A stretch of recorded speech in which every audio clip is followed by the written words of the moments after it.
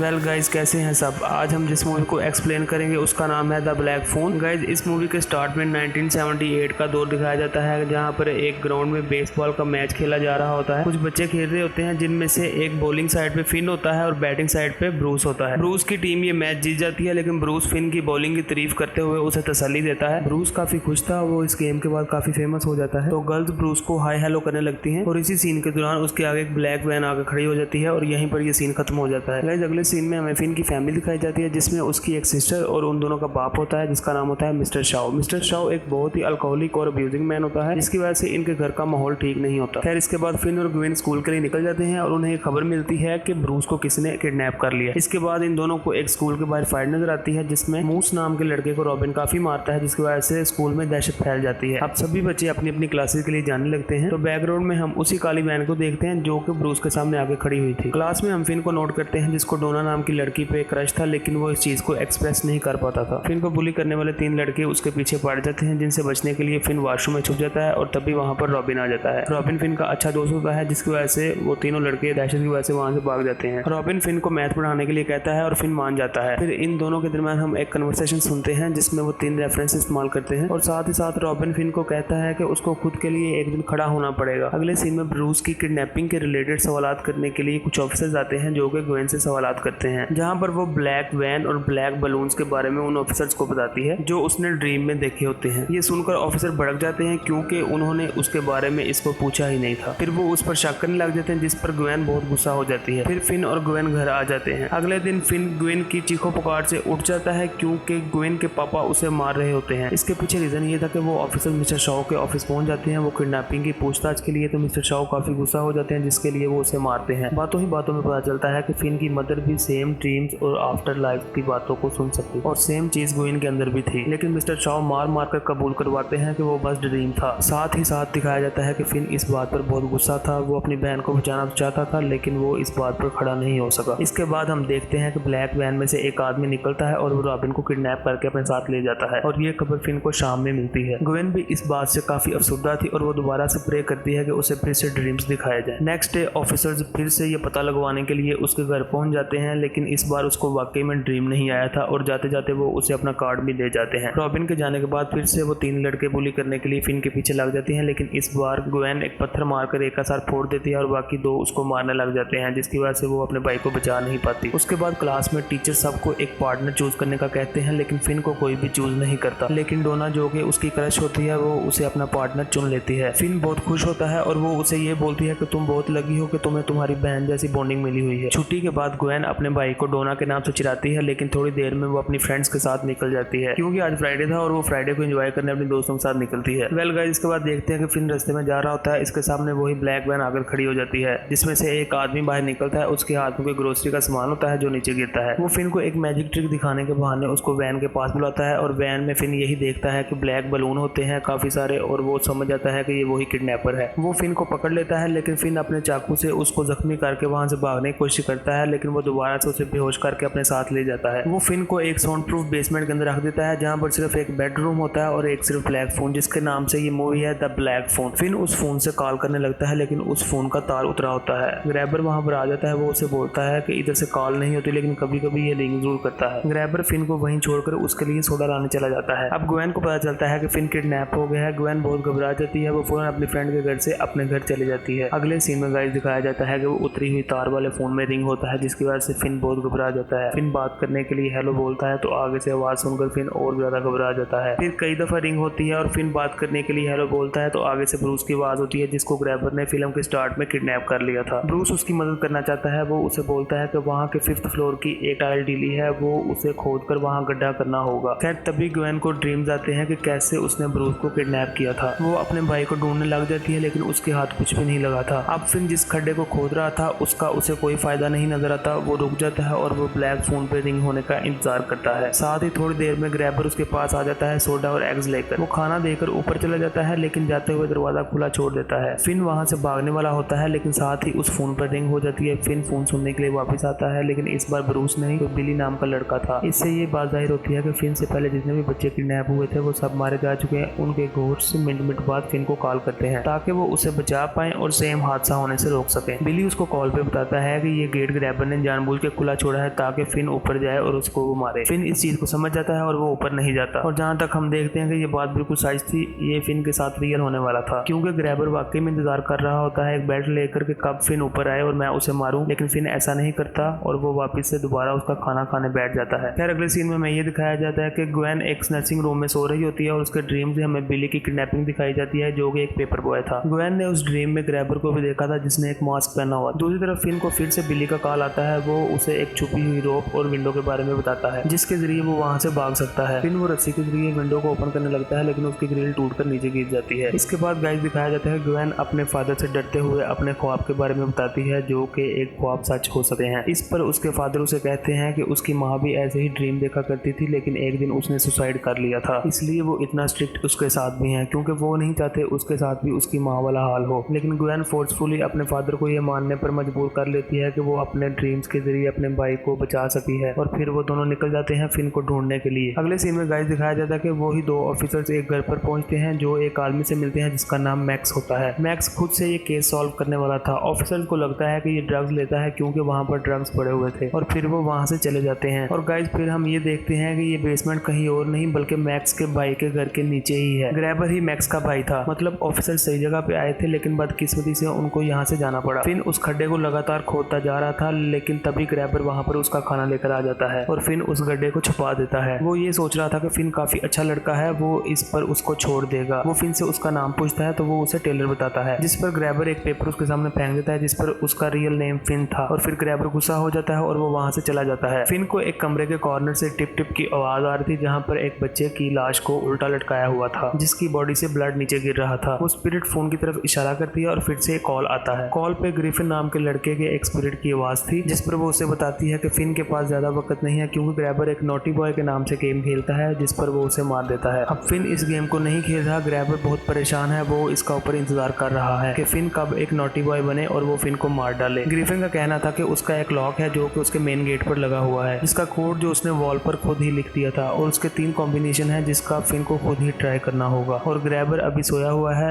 यही सही मौका है। फिर फिन वॉल से वो कोड याद कर ऊपर जाता है और तीसरी ट्राई में वो लॉक ओपन कर लेता है लेकिन ग्रैबर का डॉग जो है वो भौंकने लगता है जिससे ग्रैबर उठ जाता है। फिन बाहर भागता है लेकिन ग्रैबर उसको पकड़ लेता है। शोर की वजह से आसपास के घरों की लाइट ऑन हो जाती है लेकिन ग्रैबर ने फिन को मारने की धमकी दी थी जिसकी वजह से फिन खामोश हो जाता है। बस फिर ग्रैबर फिन के मुंह पर पंच करता है और उसे बेहोश करके दोबारा बेसमेंट में बंद कर देता है। इसके बाद फिन को जब होश आता है उसको दोबारा से एक कॉल आता है। कॉल पे वेन होफर नाम की 4th विक्टिम का कॉल होता है जो उसे बताता है कि उसके पास अब ज्यादा टाइम नहीं है, आज ग्रैबर किसी भी तरीके से उसे मार डालेगा। और साथ ही साथ ग्वेन को भी वेंस की स्टोरी का ड्रीम आता है जहाँ पर वो कुछ बच्चों से लड़ाई करता है क्योंकि उन्हीं ने उसका गेम खराब कर दिया था जिस पर पुलिस उसे साथ ले जाती है और साथ ही साथ ग्वेन भी अपने आप को इनके साथ देखती है। वहाँ पर वो अपने भाई की आवाज पुलिस के वॉकी टॉकी के जरिए सुनती है। इस बार ग्वेन उस किडनैपर के घर को भी देख लेती है जो कि था 7741। इसके बाद गाइस हमें दिखाया जाता है कि वैन फिन को बोल रहा होता है कि उसको वॉल के 2 फीट ऊपर खोदना होगा जिससे कि वो फ्रीजर तक पहुंच जाएगा जिससे कि उसकी जान बच सकती है और साथ ही उसको कोई फोर्स खींच के ले जाती है। अब यहाँ पर सब विक्टिम्स के फोन आने बंद हो रहे थे और ये सीन काफी भयानक था। फिन अब वैन की कही हुई बातों पर अमल करता है लेकिन फ्रीजर तक पहुंचने पर उसका गेट बंद होता है जिससे हार मानकर वो बाहर आता है और काफी रोने लगता है। इसी दौरान फिन को उस ब्लैक फोन पर दोबारा से कॉल आती है जो कि 5th विक्टिम रॉबिन था। वो उसे कहता है कि वो यहाँ से बाहर जरूर जाएगा लेकिन उसे ग्रैबर को मारना होगा। रॉबिन की स्पिरिट उसको रिसीवर में मिट्टी भरने को कहती है ताकि रिसीवर काफी भारी हो जाए और वो अच्छा हथियार बन जाए। रॉबिन की स्पिरिट उसको फाइटिंग भी सिखाती है। इसके बाद वो ग्रैबर का वेट करने लग जाता है। थोड़ी देर बाद ग्वेन बारिश के दौरान ही उस घर को ढूंढने के लिए निकल जाती है। अचानक से ग्वेन के रास्ते में उन 5 विक्टिम्स की स्पिरिट खड़ी हो जाती है जिससे वो डर जाती है और गिर जाती है लेकिन ऐसा इसलिए था क्योंकि वो सही घर के सामने पहुंच जाती है। ग्वेन अब भागकर घर जाती है और ऑफिसर्स को इस घर के बारे में बता देती है जिससे कि ऑफिसर्स और ग्वेन इस घर के लिए निकल जाते हैं और ग्रैबर भी उसको मारने के लिए अपने घर को निकल जाता है। ग्रैबर के भाई मैक्स के दिमाग में अजीब चीज चल रही होती है। वो जाके बेसमेंट चेक करता है तो वो फिन को देखकर बहुत शॉक हो जाता है। इसके दौरान ही ग्रैबर पीछे से आ जाता है और वो कुल्हाड़ी अपने भाई के सर पर मार देता है। वो काफी दुखी होता है क्योंकि फिन की वजह से उसे अपने भाई को मारना ही पड़ गया। थोड़ी देर में पुलिस इस घर में एंटर करती है लेकिन उनको वहाँ पर कुछ भी नहीं मिलता। ग्रैबर अपने डॉग को लेकर बेसमेंट में बैठ जाता है और वो फिन को मारने का प्लान में होता है और शायद वो उसको मारकर अपने डॉग को खिलाता। ग्रैबर अब एक खास बात बोलता है कि उसने नॉर्मल नाइफ से पिछले 5 विक्टिम्स को मारा लेकिन फिन स्पेशल है, वो उसे कुल्हाड़ी से मारेगा। फिन रस्सी की मदद से उसे खोदे हुए गड्ढे में गिरा देता है जिससे ग्रैबर का एक पैर टूट जाता है। फिन ग्रैबर का मास्क भी हटा देता है जिससे ग्रैबर अपना मुंह छुपाने लगता है। फिन उसी बदली से रिसीवर से ग्रैबर को मारता है और साथ ही उसको लास्ट टाइम उस रिसीवर पर दोबारा कॉल आती है जिसमें 5 विक्टिम्स की स्पिरिट की आवाज होती है। वो उस पर हंस रहे होते हैं और आफ्टर लाइफ में उसका इंतजार कर रहे होते हैं। वो उसे बोलते हैं कि जो काम किसी ने नहीं किया वो उनका दोस्त फिन करेगा।